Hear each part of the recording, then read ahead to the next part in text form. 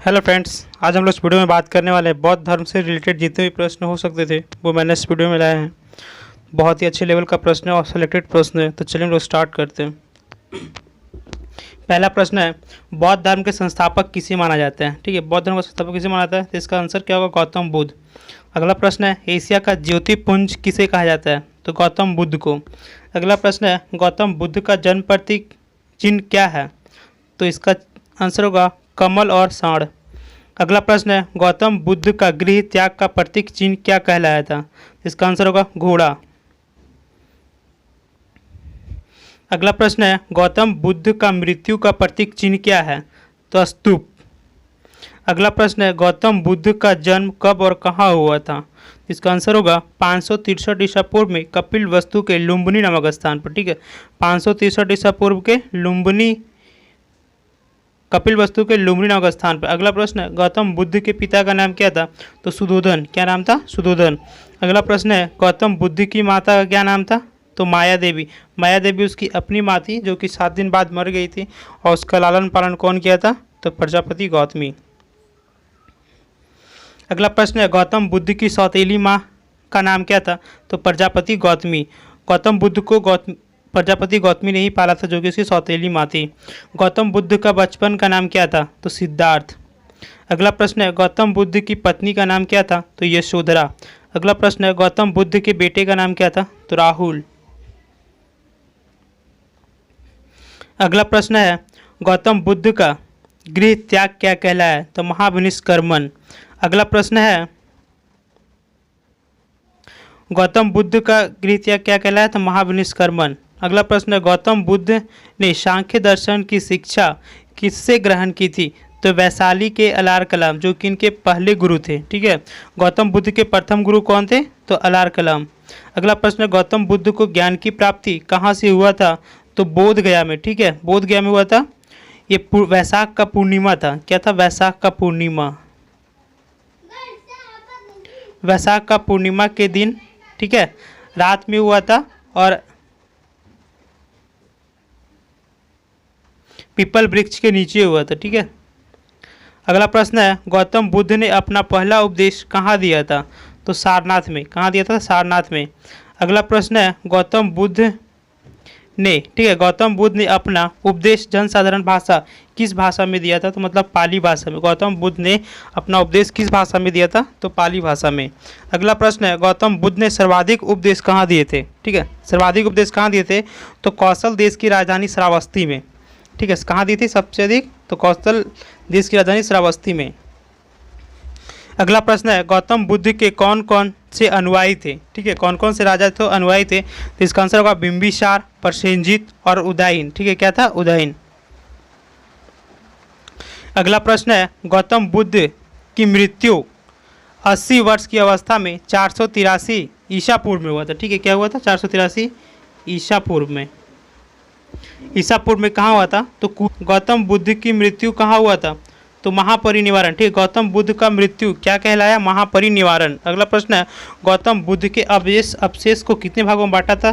तो 8 भागों में बांटा था, और इसका 8 स्तूप का निर्माण करा दिया था।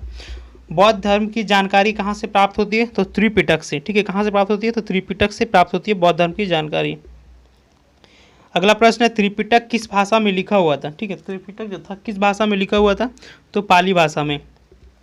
अगला है, बौद्ध धर्म में अनीश्वरवाद और इसमें आत्मा की परिकल्पना नहीं था। ठीक है, ये अनीश्वरवाद था और इसमें आत्मा का कोई परिकल्पना नहीं था। बौद्ध धर्म में पुनर्जन्म का मान्यता था। ठीक है।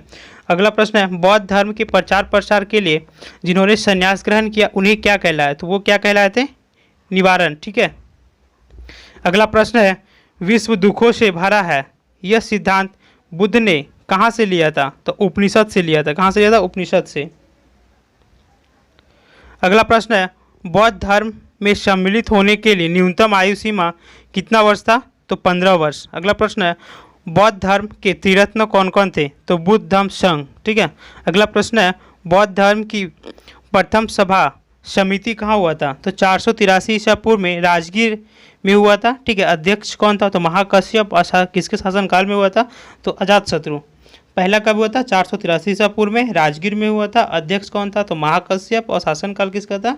तो अजातशत्रु का। दूसरी बौद्ध संगति कहाँ हुआ था? तो 483 ईसा पूर्व में हुआ था, वैशाली में हुआ था। कहाँ हुआ था? वैशाली में हुआ था। अध्यक्ष कौन था? तो सवाकामी। ठीक है, क्या था? सवाकामी था। शासनकाल किसका था? तो कालाशोक का। अगला प्रश्न है, तृतीय बौद्ध संगति कब और कहाँ हुआ था? ठीक है, तृतीय बौद्ध संगति तो 255 ईसा पूर्व में पाटलिपुत्र में हुआ था। अध्यक्ष कौन था? तो मोगलीपुत्र था। और शासनकाल था अशोक। ठीक है, चौथी बौद्ध संगति बोलेगा तो प्रथम ईसा पूर्व में हुआ था कुंडलवन में। ठीक है, अध्यक्ष कौन था? वसुमित्र या फिर अश्वघोष था। शासनकाल किसका था? तो कनिष्क का। अगला प्रश्न है, बौद्ध धर्म किस संगति में दो भागों में बांटा था? मतलब बौद्ध धर्म को कितने भागों में बांटा था? दो संगति में बांट दिया गया था। तो चतुर्थ बौद्ध संगति में दो भाग में बांटा था, हीनयान और महायान में। ठीक है, अगला प्रश्न है, बौद्ध धर्म के महायान संप्रदाय का आदर्श क्या था? आदर्श था बोधिसत्व। ठीक है, क्या था? बोधिसत्व। अगला प्रश्न है, हीनयान का आदर्श क्या था? ठीक है, महायान का क्या था? बोधिसत्व था।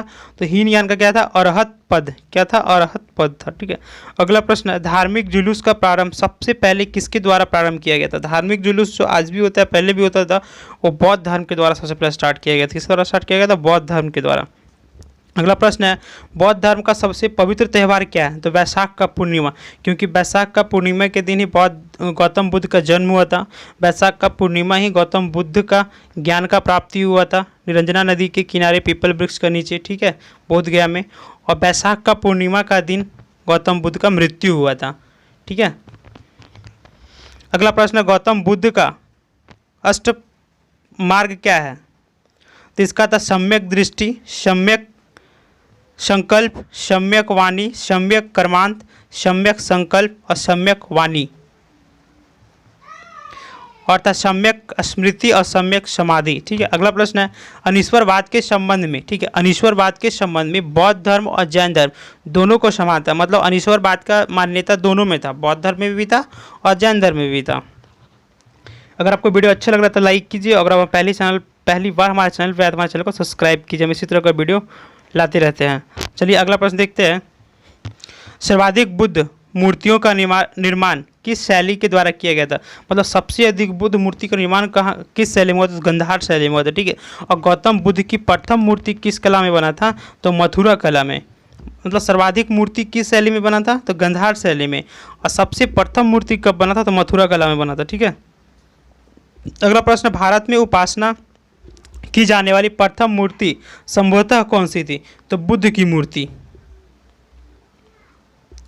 अगला प्रश्न है, तवांग मठ कहाँ है? तवांग मठ तो ये अरुणाचल प्रदेश में है।